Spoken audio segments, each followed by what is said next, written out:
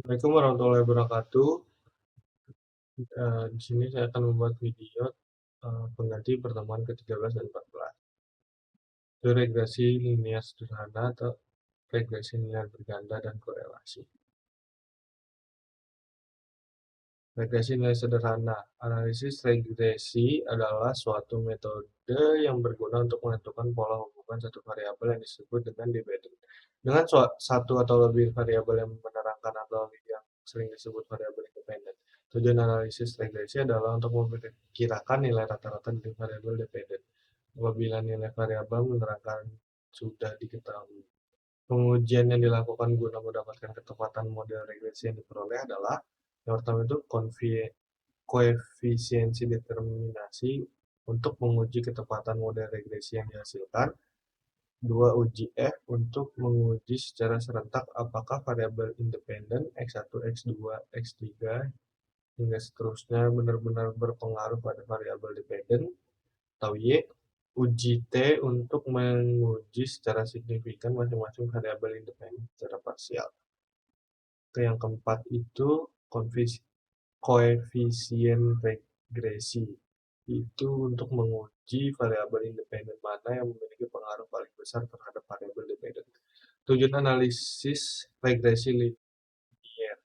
Analisis regresi linier bertujuan untuk meneliti apakah antara variabel yang mana variabel yang ada mempunyai hubungan dan bila mempunyai hubungan bagaimana bentuk hubungan tersebut. Dalam analisis ini memprediksi besar variabel tergantung dengan menggunakan data variabel bebas yang sudah diketahui besarannya.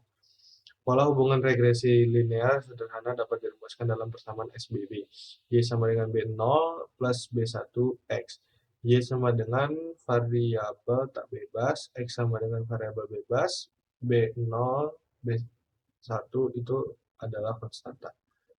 Data. Data kuantitatif dengan dua variabel, yaitu variabel bebas X dan variabel terikat Y.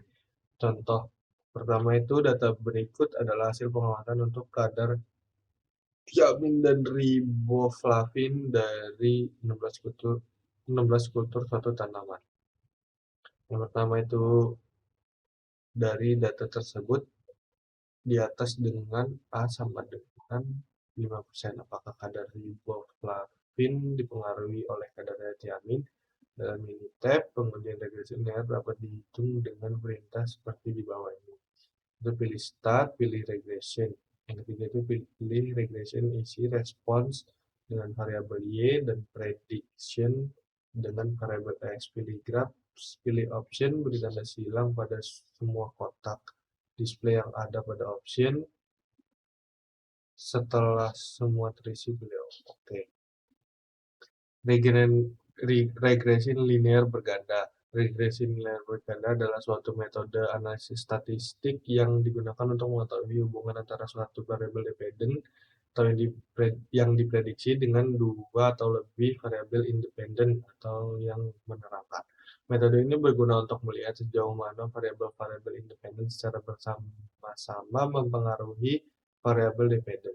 Tujuannya itu analisis regresi linear berganda bertujuan untuk memprediksi besarnya variabel yang tergantung dengan menggunakan data variabel bebas yang sudah diketahui. Datanya adalah data kuantitatif.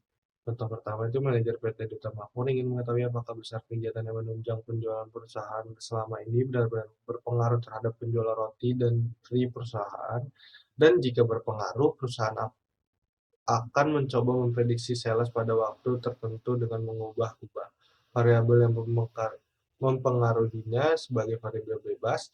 Itu iklan. Variabel iklan satuannya biaya iklan dalam jumlah rupiah per bulan. Jumlah outlet penjualan di seluruh daerah, outlet satuan dalam unit outlet, jumlah salesman yang ada. Salesman adalah satuan dalam orang. Data hasil penjualan roti. Data seperti ini, penyelesaian dalam Minitab, pengujian regresi linear berganda dapat dihitung dengan perintah seperti di bawah. Pilih start, pilih regression isi response dengan X, variabel Y, dan prediction dengan variabel X. Pilih graph, pilih option, jangan beri tanda silang pada semua kotak display yang ada pada option. Setelah semua terisi, klik OK. Hasil pada session Minitab adalah sebagai berikut. Start regression,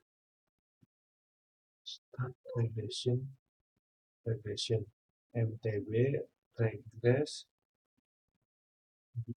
Y3, X1, X2, X3, subsequence, subsequent. Korelasinya